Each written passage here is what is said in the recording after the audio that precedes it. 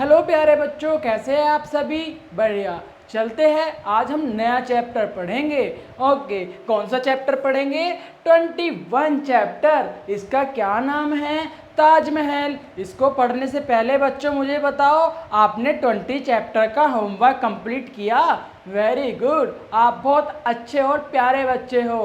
Very good. चलो हम 21 chapter पढ़ते हैं। इसमें क्या बताया है? यह ताजमहल के बारे में लिखा है बच्चों। आपको पता है ताजमहल क्या है? ताजमहल बच्चों हमारे देश का 7वां अजूबा है। बहुत अच्छे। ये देखिए, हम इसमें ताजमहल के बारे में जानेंगे इस चैप्टर में। ठीक है बच्चों, चलिए पढ़ते हैं। बच्चों, ताजमहल का नाम तो आप सभी ने सुना ही है। आप में से कोई बच्चों ने देखा है क्या ताजमहल? क्या आप ताजमहल गए हो? बहुत अच्छे। ताजमहल उत्तर प्रदेश राज्य के आगरा नामक शहर में बना है। प्रसिद्ध यमुना नदी आगरा से होकर ही बहती है। ताजमहल इसी नदी के किनारे पर बना हुआ है। ताजमहल एक प्रसिद्ध स्मारक है जिसे मुगल बादशाह शाहजहां ने अपनी बेगम मुमताज महल की याद में बनाया था। क्या बच्चों? मुमताज महल की याद में बनवाया था। इसे बनाने में लगभग 15 वर्ष लग गए थे बच्चों। पता है ताजमहल को बनाने में कितने वर्ष लगे? 15 वर्ष। गुड। और करीब 25,000 मजदूरों ने दिन रात काम किया है। आपको पता है 25,000 मजदूर कितने सारे लोग होते हैं?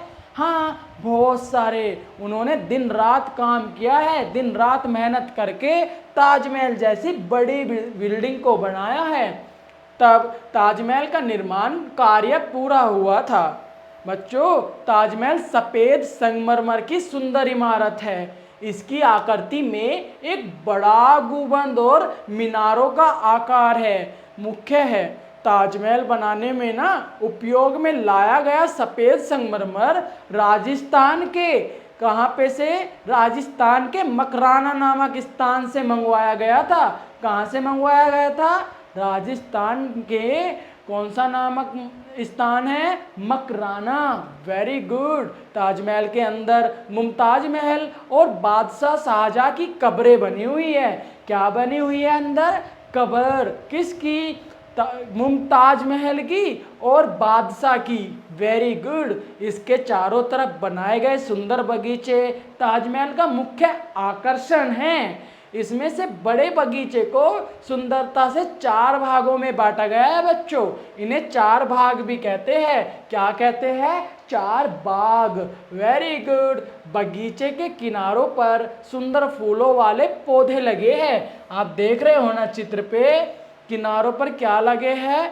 फूलों वाले पौधे लगे हैं। और बगीचे के बीच में संगमरमर का पानी का कुंड बना है। ये क्या है? संगमरमर पत्थर का बना हुआ पानी का कुंड। बहुत अच्छे। जो ताजमहल के प्रवेश द्वार तक जाता है। ये प्रवेश द्वार है बच्चों ताजमहल का, यहीं तक ये जाता है। क्या? पानी का कुंड। इसमें सुंदर फुहारे भी लगे हुए हैं। ये देखिए, ये फुहारे हैं बच्चों। Very good.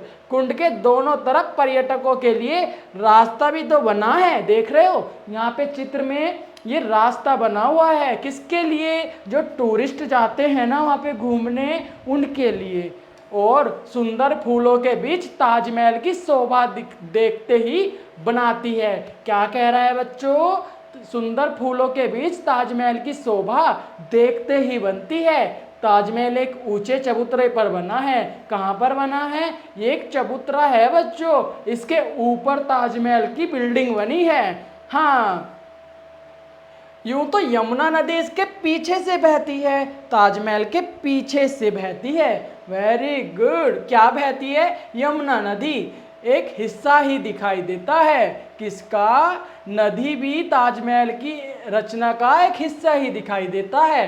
आगरा शहर में कई कारखाने हैं जिनमें निकलने वाला धुआं और गैसें वायु को प्रदूषित करती है। इस प्रदूषित वायु का असर ताजमहल पर भी पड़ रहा है प्यारे बच्चों।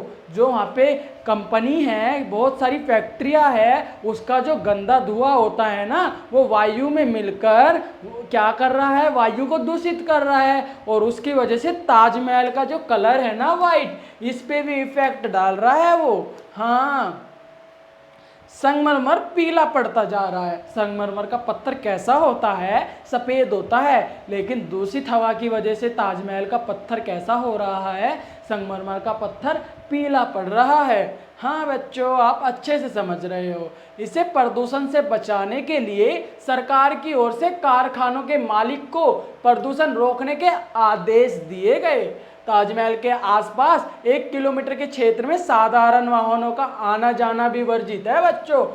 पूर्णिमा की रात को ताजमहल की शोभा और भी बढ़ जाती है। चांद की रोशनी ताजमहल दमक उठता है। पता है आपको दमक उठने का क्या मतलब है बच्चों?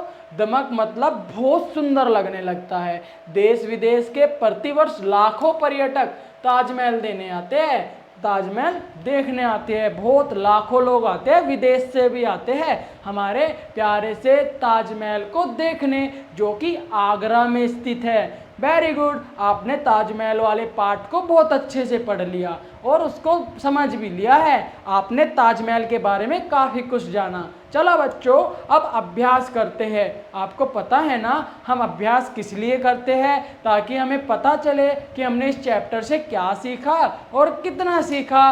वेरी गुड, चलो आओ बच्चों अभ्यास करते हैं।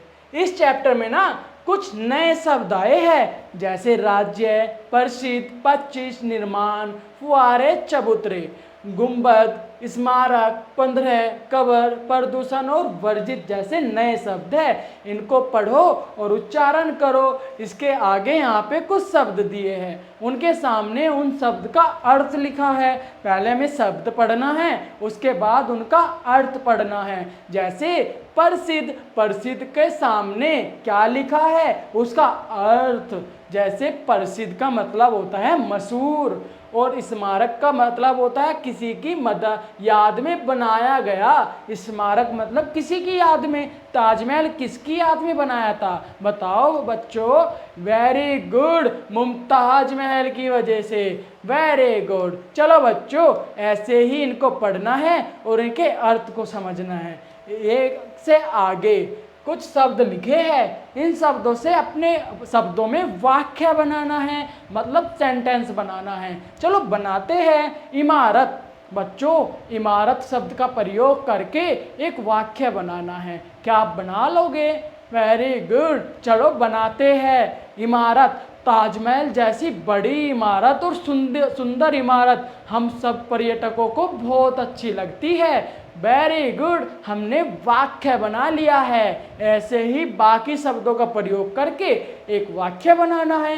वेरी गुड, चलो आगे चलते हैं। बच्चों यहाँ पे कुछ खाली स्थान दिए हैं और ऊपर कोष्टक में उनके जवाब लिखे हैं। हमें वाक्य पढ़ना है और इस कोष्टक में से अच्छा मतलब सही उत्तर को पहचान कर इस खालिस्तान में भर देना है।